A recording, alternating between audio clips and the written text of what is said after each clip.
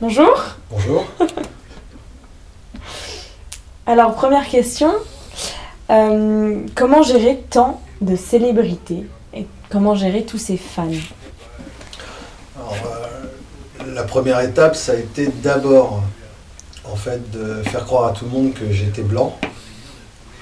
Ça a été une étape un peu délicate, mais ouais, ça permet après ensuite de se promener assez facilement en public, sans être reconnu.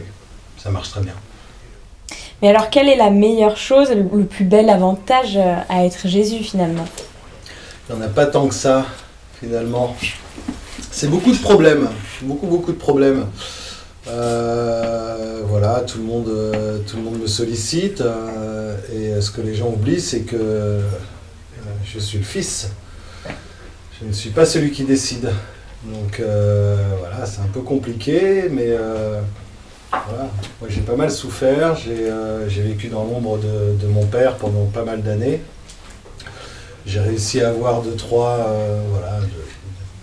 événements marquants dans ma vie qui ont permis de supplanter un petit peu son aura. Ça a été compliqué, mais ça s'est bien mis en place finalement, et aujourd'hui je suis là et je suis plutôt bien.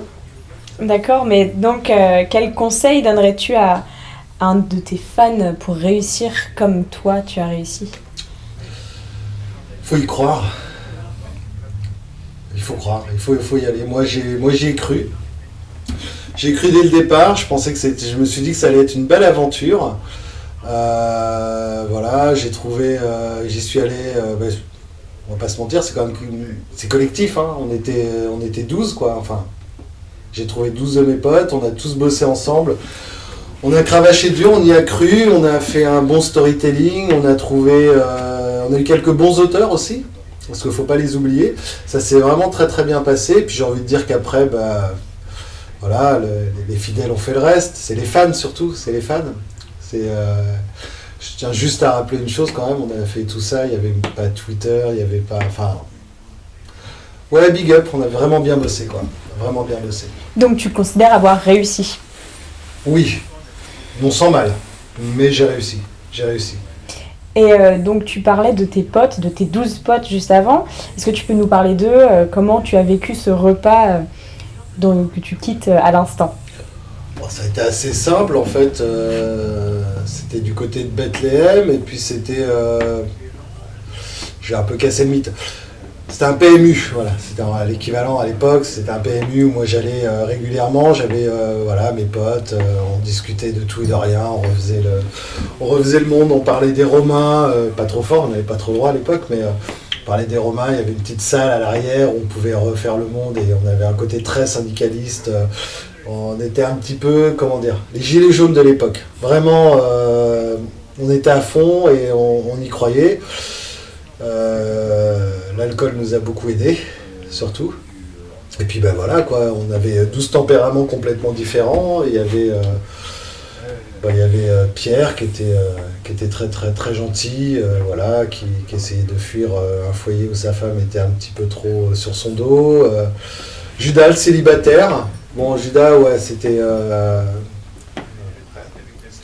a été un peu compliqué avec lui, mais non, voilà, une bande de bons gars, franchement, bien. Moi, je vous les conseille, c'est des gars vraiment géniaux, et puis voilà, comme je dis, après, c'est toute une équipe.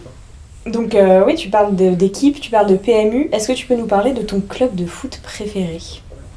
Je suis pas très foot, très honnêtement, je suis pas très foot.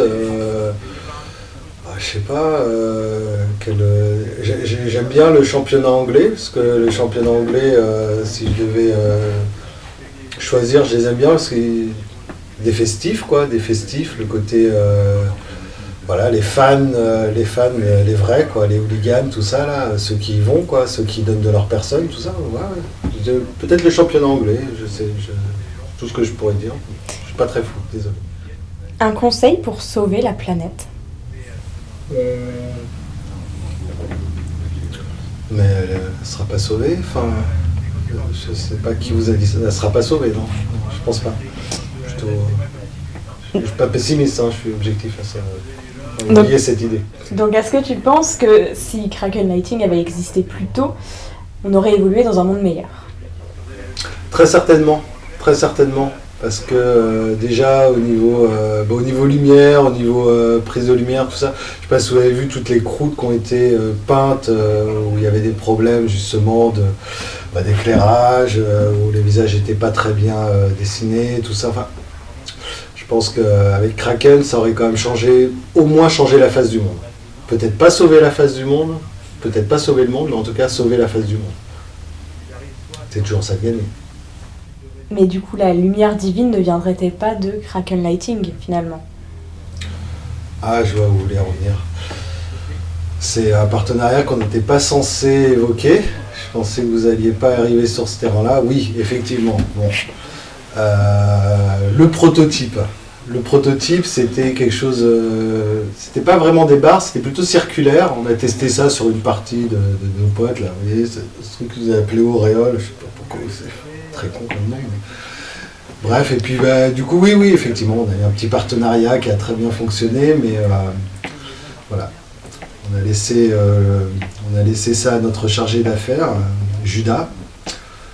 Du coup, ça nous a un peu échappé. Voilà. Tu parles de Judas, et nous pensons qu'il a prononcé les mots suivants. Le plastique, c'est fantastique. Qu'est-ce que ça vous inspire? Le caoutchouc, super doux. Je ne vois pas trop, non, je me souviens pas de cette... Oh, ça devait être bien bourré, là, je pense. Ce soir-là, le plastique, c'est fantastique, je vois pas, non, je suis désolé.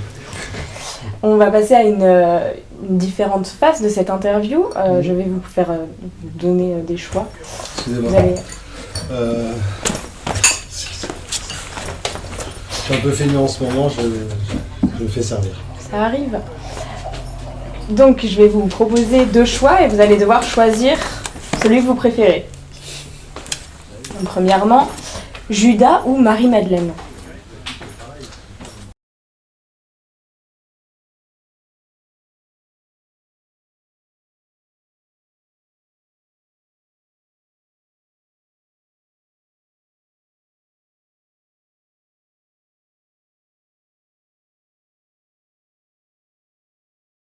Marie-Madeleine. Alors, Marie-Madeleine parce que... on va pas se mentir, on n'est pas de bois, hein, quand même. Donc forcément Marie-Madeleine. Pour l'ambiance, fin de soirée, Judas. Obligé. Il y a quand même un passif. Hein. On finit bien les soirées avec Judas. Alors, le vin ou l'hostie, le sang ou le corps? Le vin. Donc le sang. Le vin. Oui, ça c'est ce qu'on a réussi à faire croire, mais le vin. Kraken Lighting ou la lumière divine? C'est pareil, excusez-moi, c'est la même chose. Chat ou chien?